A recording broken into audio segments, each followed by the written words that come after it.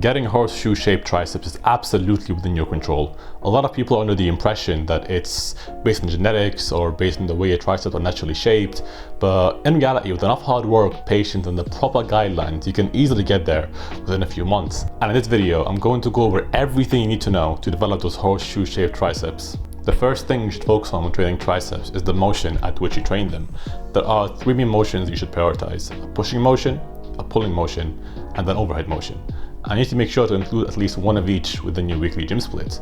And the best exercise for each one, from my experience, for pulling is cable tricep extensions. I find this much better than the rope version because you get a much larger range of movement, as well as contraction you feel is crazy. For pushing, it's dips.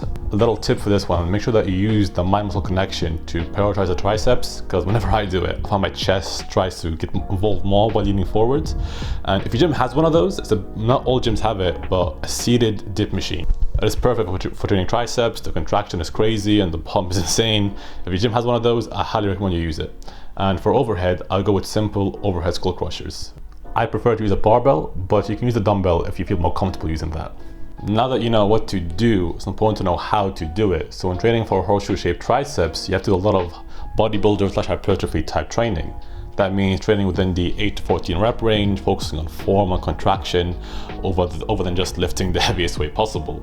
And when doing this, I find two common mistakes on the opposite spectrum. Either people go way too light and just do a weight that is obviously too easy just so they can have good form, or people go way too heavy and just break their elbow joints trying to lift that weight. And a good guideline for this that I found is you pick a weight you can lift for 10 to 12 reps with good form, but when you pick it up, in the back of your head you have the thought of, god damn bro, this weight is heavy, I'm gonna struggle. Like, it needs to be a bit of a fear element in there without the weight being too much. I hope that made sense. It's kind of the guideline I'll go by when I'm at the gym. And the last factor to keep in mind to get horseshoe-shaped triceps is your body fat percentage.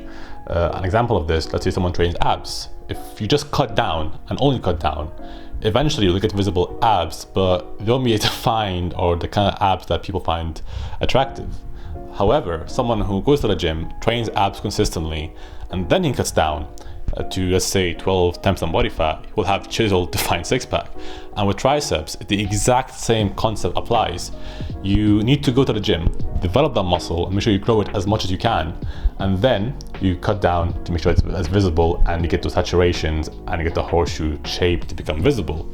It's the basic bulk and cut method. I'm sure you've heard of it, but a good body fat percentage to be on for triceps, I would say around 13, 12. That's when, if you're training long enough, that's when the horseshoe becomes visible and you get those defined triceps that you're aiming for.